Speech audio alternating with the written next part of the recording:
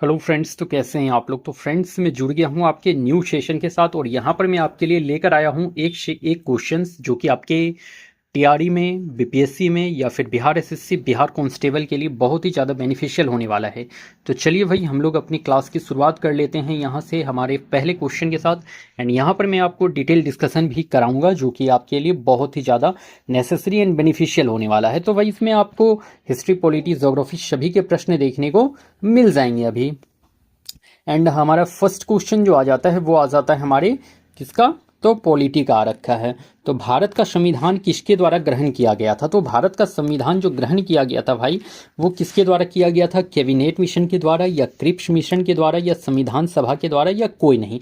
तो what should be the correct answer friends. तो देखो यहाँ पर जो करेक्ट आंसर होगा वो संविधान सभा के द्वारा जो है भारत का संविधान स्वीकार किया गया था।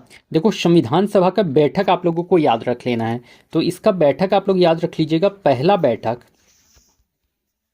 तो संविधान सभा का पहला बैठक जो हुआ था वो 9 दिसंबर 1946 को हुआ। कब, तो 9 दिसंबर 1946 को संविधान सभा का पहला बैठक हुआ। कहाँ पर हुआ, तो दिल्ली के सेंट्रल हॉल में। कहाँ पर, तो दिल्ली के भाई सेंट्रल हॉल में हुआ था। दिल्ली के सेंट्रल हॉल में हुआ था संविधान सभा का पहला बैठक। एक्चुअली जो संविधान सभा की बैठक हुए सभी दिल्ली के सेंट्रल हॉल में ही हुए हैं। तो दिल्ली के सेंट्रल हॉल में हुआ 9 दिसंबर 1946 को। इसमें जो पहले अस्थाई अध्यक्ष बनाए गए थे, तो पहले क्या बनाया गया, तो अस्थाई अध्यक्ष जो बनाए गए वो बनाए गए थे सच्चिदानंद सिन्हा को। किसे, तो सच्चिदानंद सिन्हा, सच्चिदानंद सिन्हा को अस्थाई अध्यक्ष बनाया गया। दूसरा जो बैठक हुआ वो हुआ था, दूसरा बैठक वो हुआ था 11 दिसंबर 1946, 2 दिन के बाद, 11 दिसंबर 1946। और ये भी कहाँ हुआ, तो ये भी दिल्ली के सेंट्रल हॉल में हुआ था। दिल्ली के सेंट्रल हॉल में जो है दूसरा बैठक भी हुआ था। इसमें जो वही अस्थाई अध्यक्ष बनाए गए थे, क्या बनाए गए थे, अस्थाई अध्यक्ष। और अस्थाई अध्यक्ष कौन, तो डॉक्टर राजेंद्र प्रसाद को बनाया गया था अस्थाई अध्यक्ष, राजेंद्र प्रसाद को। तो आपसे प्रश्न पूछा जाएगा कि संविधान सभा के अस्थाई अध्यक्ष, तो सच्चिदानंद सिन्हा, और अस्थाई अध्यक्ष डॉक्टर राजेंद्र प्रसाद हो जाते हैं। थर्ड बैठक जो हुआ था भाई, वो थर्ड बैठक जो देखने को मिला था वो हुआ था 13 दिसंबर 1946। कब, तो 13 दिसंबर 1946। ये भी हुआ था आपके दिल्ली के सेंट्रल हॉल में ही। और इसमें जो है उद्देश्य प्रस्ताव पेश किया गया था। उद्देश्य प्रस्ताव पेश किया गया था। और किसने पेश करा था उद्देश्य प्रस्ताव को, तो जवाहरलाल नेहरू के द्वारा पेश किया गया था। किसके द्वारा, तो जवाहरलाल नेहरू के द्वारा पेश किया गया था। और यही उद्देश्य प्रस्ताव बाद में जाकर के भाई प्रस्तावना बन जाता है। ठीक है, तो यही उद्देश्य प्रस्ताव बाद में जाकर के प्रस्तावना बन जाता है। और इस उद्देश्य प्रस्ताव को किसने पेश किया था, तो जवाहरलाल नेहरू ने पेश किया था। 13 दिसंबर 1946 को पेश किया था, तीसरी बैठक में पेश किया था। ठीक है, और जो इस उद्देश्य प्रस्ताव को स्वीकार कब किया जाता है, वही तो स्वीकार उद्देश्य प्रस्ताव को कब किया जाता है, संविधान सभा के द्वारा।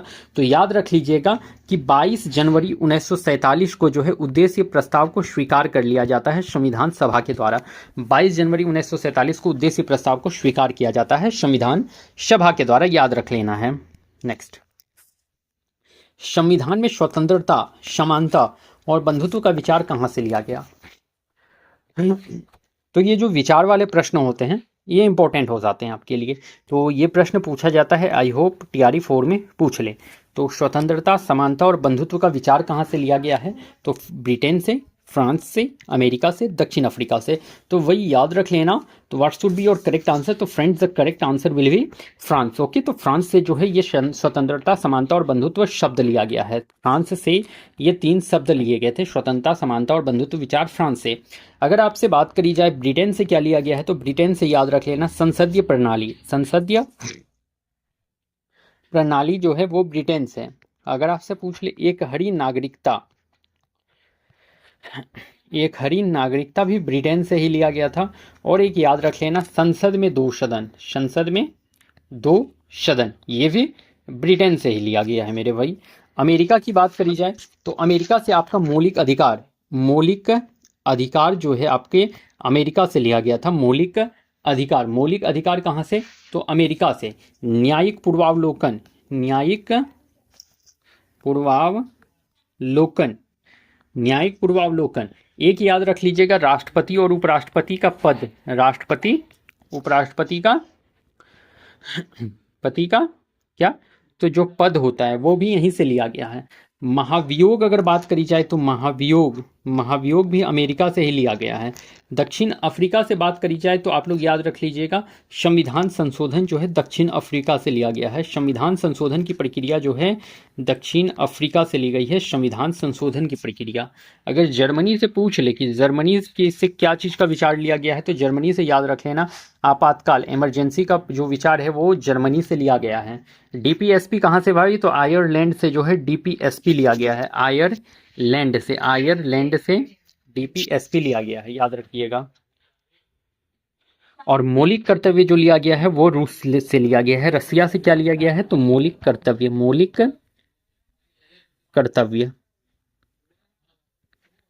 कर्तव्य रसिया से लिया गया है, ध्यान रख लीजिएगा आप लोग। सबसे चमकीला ग्रह होता है, तो सबसे चमकीला ग्रह भाई बुध है, शुक्र है, प्लूटो है या अरुण है। तो सबसे चमकीला ग्रह शुक्र हो जाता है। शुक्र को ही पृथ्वी की बहन भी कहा जाता है, पृथ्वी की बहन भी कहा जाता है, पृथ्वी की बहन भी कहा जाता है, क्योंकि इसका शेप एंड साइज जो है ये बिल्कुल अर्थ की तरह है, इसलिए इसे पृथ्वी की बहन भी कहा जाता है। शुक्र जो है सबसे गर्म ग्रह है, क्या है, तो सबसे गर्म ग्रह है भाई शुक्र, सबसे गर्म ग्रह है। और इसे सुबह का तारा भी कहते हैं, सुबह का तारा और सांझ का तारा, सुबह और सांझ का तारा कहा जाता है। सुबह का तारा शुक्र, सांझ का तारा भी शुक्र, याद रख लीजिएगा। बुध क्या है भाई, तो बुध से याद रख लेना सबसे छोटा ग्रह, सबसे छोटा ग्रह क्या है, तो सबसे छोटा ग्रह बुध हो जाता है। प्लूटो से याद रख लेना ये बौना ग्रह है, बौना ड्वार्फ प्लेनेट है भाई, ड्वार्फ प्लेनेट बुध आपका प्लूटो है। और इसे 2006 में घोषित करा गया था, 2006 में इसे प्राग चेक गणराज्य ने 2006 में इसे बौना ग्रह ड्वार्फ प्लेनेट घोषित करा है। अरुण से याद रख लेना कि अरुण जो है इसे लेटा हुआ ग्रह भी कहा जाता है, लेटा हुआ ग्रह, अरुण को लेटा हुआ ग्रह भी कहा जाता है। और ये जो है हरा ग्रह है, कैसा ग्रह है, हरा ग्रह भी कहते हैं इसको, अरुण को। सबसे ज्यादा घनत्व किस ग्रह का है, तो भाई डेंसिटी पूछ रखी है कि किस ग्रह का सबसे ज्यादा डेंसिटी है। तो देखो शनि का, तो शनि का तो भाई सबसे कम डेंसिटी है, सबसे कम अगर डेंसिटी पूछे, घनत्व पूछे तो वो शनि का है। सबसे ज्यादा पूछ रखा है तो बृहस्पति नहीं, पृथ्वी का जो है घनत्व डेंसिटी सबसे ज्यादा होने वाला है। शनि का एक याद रख लेना आप लोग उपग्रह, इसका एक याद रख लेना, शनि का उपग्रह याद रख लेना टाइटन। तो शनि का एक उपग्रह याद रख लेना, जो शनि का सबसे बड़ा उपग्रह है वो है टाइटन, टाइटन याद रख लीजिएगा, शनि का सबसे बड़ा उपग्रह। बृहस्पति से क्या याद रख लेना है, सबसे बड़ा ग्रह, सबसे बड़ा ग्रह क्या हो जाता है, तो बृहस्पति को याद रखिएगा। और पृथ्वी भाई, तो पृथ्वी जो है नीला ग्रह भी किससे कहा जाता है, पृथ्वी को नीला ग्रह भी कहा जाता है, क्योंकि इसमें अप्रोक्स 70% जो है वाटर हो जाता है, ठीक है। प्रतिरोध का मात्रक है, प्रतिरोध, तो रेजिस्टेंस का मात्रक पूछ रखा है भाई, रेजिस्टेंस का आपसे यूनिट पूछ रखा है, तो रेजिस्टेंस का हो जाता है ओम, ठीक है। और अगर आपका रेजिस्टिविटी पूछ रखता कि रेजिस्टिविटी, तो ओम मीटर हो जाता है रेजिस्टिविटी। प्रतिरोधकता, जिसे कि प्रतिरोधकता अगर दे देता, रोधकता, तो प्रतिरोधकता का ओम मीटर, और प्रतिरोध का ओम याद रख लीजिएगा। एम्पियर किसका है, तो एम्पियर याद रख लीजिए विद्युत धारा का, विद्युत धारा का, विद्युत धारा का, विद्युत धारा, करंट का क्या है भाई, विद्युत धारा करंट का एम्पियर हो जाता है। और ये एक अदिश राशि है, स्केलर क्वांटिटी है, ये भी याद रख लीजिएगा आप लोग। केल्विन जो है भाई ये टेम्परेचर का जो यूनिट हो जाता है वो टेम्परेचर का केल्विन होता है। बिहार में चावल सबसे ज़्यादा होता है, तो भाई क्रॉप्स से एक क्वेश्चन तो फिक्स हो जाते हैं आपके एग्जाम के लिए। तो बिहार में चावल दरभंगा, पूर्णिया, जमुई या रोहतास। तो चावल की बात की गई है, तो चावल भाई कहाँ पर, दरभंगा में नहीं होता है। तो दरभंगा में होता क्या है, तो आम याद रख लेना, दरभंगा। तंबाकू याद रख लेना, आम, तंबाकू। और रागी याद रख लेना दरभंगा से, ठीक है। पूर्णिया से भाई, तो पूर्णिया में तो जूट हो जाएगा ना सबसे ज़्यादा, जूट। और ये लिटरेसी रेट में सबसे लो है आपका पूर्णिया, ठीक है। जूट, जिसे जूट को ही क्या कहते हो, तो जूट को ही सुनहरा रेशा भी कहा जाता है, सुनहरा रेशा, गोल्डन फाइबर। क्या कहते हैं जूट को, सुनहरा रेशा, गोल्डन फाइबर की भी कहा जाता है, गोल्डन फाइबर भी कहते हैं इसे, ठीक है।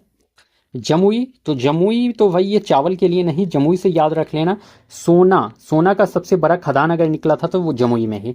रोहतास आपको चावल से याद रख लेना है, साथ में गेहूं से भी याद रख लेना है, रोहतास को ही, चावल और गेहूं से रोहतास को याद रखिएगा। बिहार में गन्ना सबसे अधिक होता है, तो गन्ना की बात करी गई है, तो गन्ना किशनगंज में नहीं भाई, किशनगंज में तो चाय आपको याद रख लेना है, किशनगंज का ठाकुरगंज एक गांव था जहां पर चाय की खेती करी जाती थी। ठाकुरगंज, किशनगंज में भी एक गांव याद रख लीजिएगा, ठाकुरगंज, चाय की सबसे पहले खेती करी गई थी। पटना में तो भाई पटना से याद रख लेना है आप लोग, क्या तो दूध याद रख लेना सबसे ज़्यादा। अगर आलू पूछ ले कि सबसे ज़्यादा तो पटना में, और अगर दलहन पूछ लें, दाल पल्सेस पूछ लें तो ये भी पटना में है आपका, ठीक है। मधुबनी से याद रख लेना भाई, क्या तो मधुबनी से मखाना याद रख लियो आप लोग, मखाना। मखाना की खेती तो बिहार के लिए फेमस हो रखी है ना, मखाना की खेती, और मखाना जो है मधुबनी में सबसे ज़्यादा, ठीक है, मधुबनी में मखाना सबसे ज़्यादा। एंड पश्चिमी चंपारण की बात करी जाए तो पश्चिमी चंपारण में गन्ना, शुगर केन के लिए भाई, ईख के लिए फेमस हो जाता है आपका पश्चिमी चंपारण, गन्ना के लिए, ठीक है। तो गन्ना का तुम लोग जूस भी पीते होगे, ये गन्ना का जूस पीना भी चाहिए। अगर ब्लड आपके शरीर में कम है भाई, तो ब्लड अगर आपके शरीर में कम है तो आपको गन्ना का जूस पीना चाहिए। ये क्या करता है, तो ब्लड को इंक्रीज करने में हेल्प करता है। आप में हेमोग्लोबिन अगर कम है, तो हेमोग्लोबिन अगर आपके शरीर में कम है तो गन्ना का जूस जरूर पिया करें, जिससे कि आपका हेमोग्लोबिन बढ़ता है गन्ने के जूस से। ध्यान में रख लीजिएगा इस बात को भी, तो गन्ना का जूस पीना कंपलसरी है। भारत में महात्मा गांधी का प्रथम सफल आंदोलन, तो महात्मा गांधी का पहला सफल आंदोलन था असहयोग आंदोलन, तो नहीं भाई, ये हुआ कब था, तो 1 अगस्त 1920 को असहयोग आंदोलन, 1 अगस्त 1920 को, जो कि चौरा चौरी कांड की वजह से बंद भी हो गया था। चंपारण आंदोलन, तो यही करेक्ट होने वाला है, जो कि 1917 में चंपारण आंदोलन देखने को मिला था, और ये महात्मा गांधी का पहला जो है सफल आंदोलन था, चंपारण आंदोलन, ठीक है, 1917 में। इसमें जो नेता थे चंपारण आंदोलन में, एक नेता को आप लोग याद रख लेंगे, नेता कौन थे चंपारण में, राजकुमार शुक्ल, राजकुमार शुक्ल, ठीक है।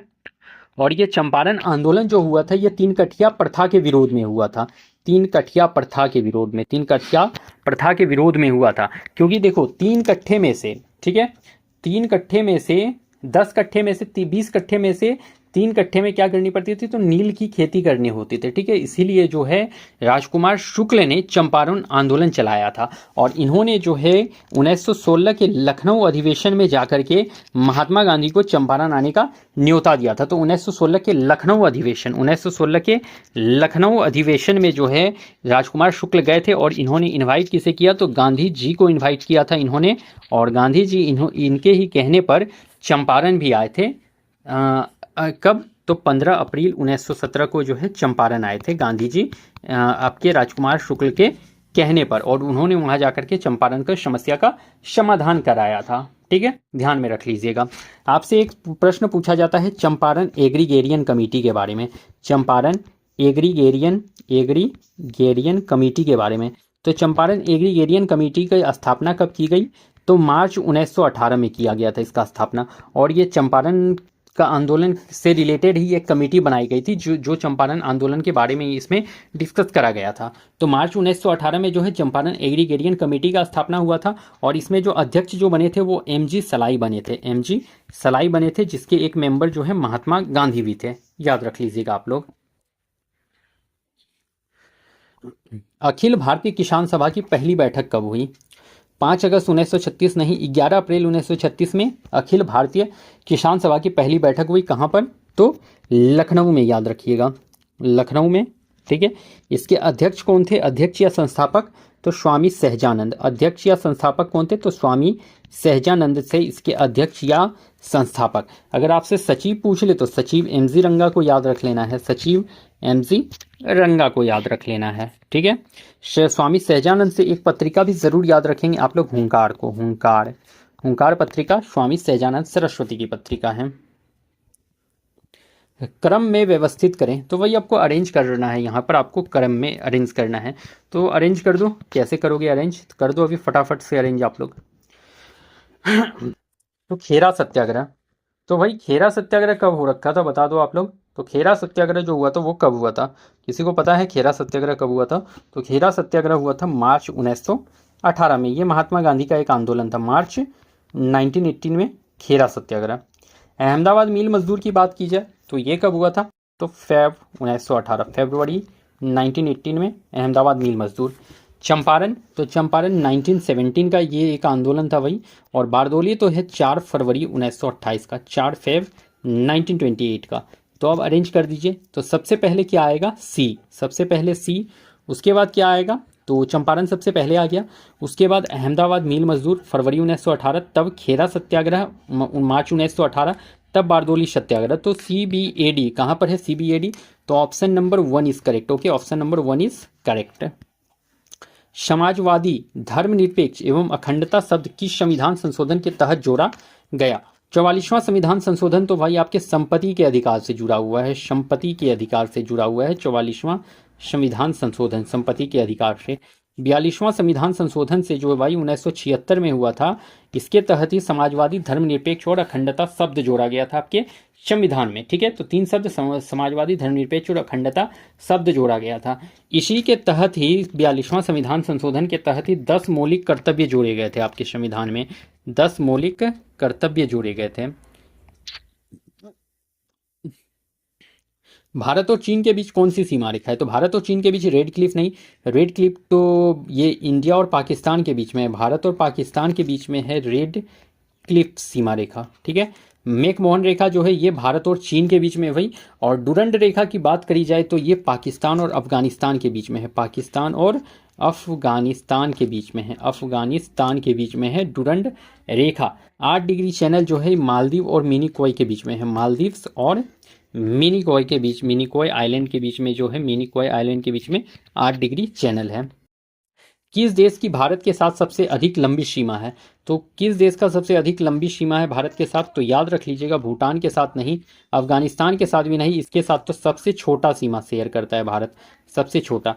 बांग्लादेश के साथ सबसे बड़ा सीमा साझा करता है भारत। ठीक है, इसके लिए एक मैं ट्रिक बता देता हूँ, बचपन में MBA, बचपन से MBA, तो एक ट्रिक है इसका, बचपन से MBA। ठीक है, बॉ से क्या हो जाएगा? तो बॉ से हो जाएगा बांग्लादेश, बांग्लादेश। और बांग्लादेश भाई, तो बांग्लादेश से याद रख लेना सबसे लंबी अगर सीमा है तो बांग्लादेश की ही लगती है सबसे लंबी सीमा। चौ से याद रख लेना चाइना। ठीक है, चाइना याद रख लीजिएगा, चौ से चाइना याद रख लेना है भाई। और चौ से चाइना याद तो रख लोगे, उसके बाद याद रख लेना क्या? पो से पाकिस्तान को याद रख लेना। किसे? तो पो से पाकिस्तान को याद रख लेना। उसके बाद 9 से नेपाल को याद रख लेना, 9 से नेपाल को याद रख लेना, नेपाल को। 9 से किसे याद रखोगे? तो नेपाल को याद रख लियो मेरे भाई, 9 से नेपाल को। एम से क्या याद रखोगे? तो म्यांमार को याद रख लेना। बी से किसे याद रख लेना है? तो बी से याद रख लेना है भूटान को।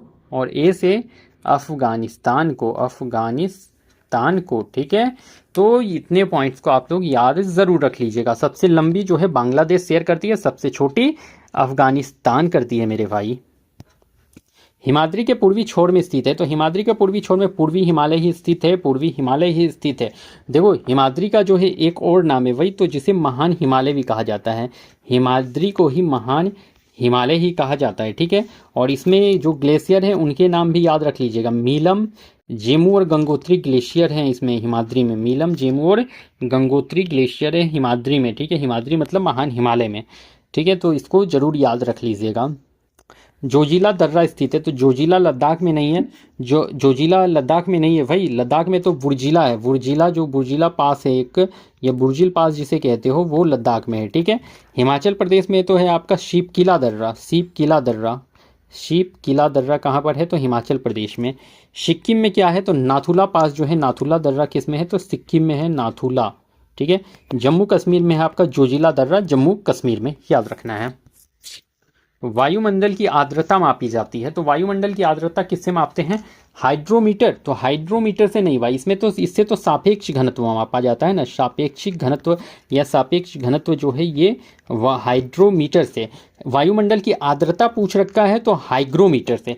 लेक्टोमीटर से क्या? तो दूध की शुद्धता, प्यूरिटी ऑफ मिल्क, दूध की शुद्धता मापते हैं इससे, दूध की शुद्धता, प्यूरिटी ऑफ मिल्क।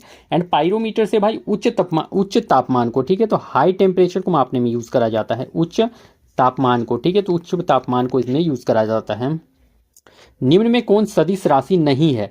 सदिश नहीं पूछ रखा है ना, सदिश नहीं है पूछा है, नहीं में ध्यान देना।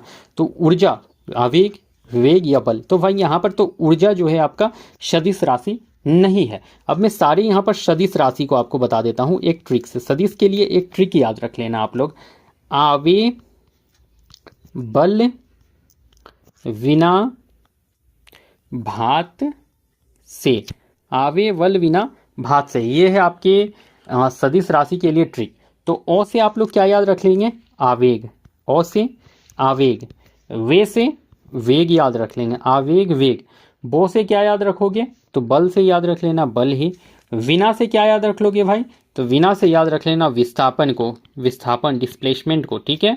और वो से क्या याद रख लोगे, तो वो से याद रख लोगे भार को, भार को। और तो से क्या याद रखोगे, तो से याद क्या रखना है भाई, तो त्वरण को याद रख लेना है तो से।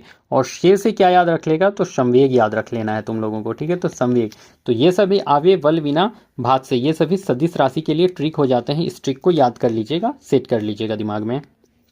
परमाणु के नाभिक में मूल कण है, तो भाई परमाणु के नाभिक में अगर आपसे पूछ ले कि न्यूक्लियस में मूल कण है प्रोटॉन और इलेक्ट्रॉन, नहीं, प्रोटॉन और न्यूट्रॉन जो है परमाणु के नाभिक में जो है मूल कण हो जाता है, ठीक है, प्रोटॉन और न्यूट्रॉन। अगर बात करी जाए आपसे भाई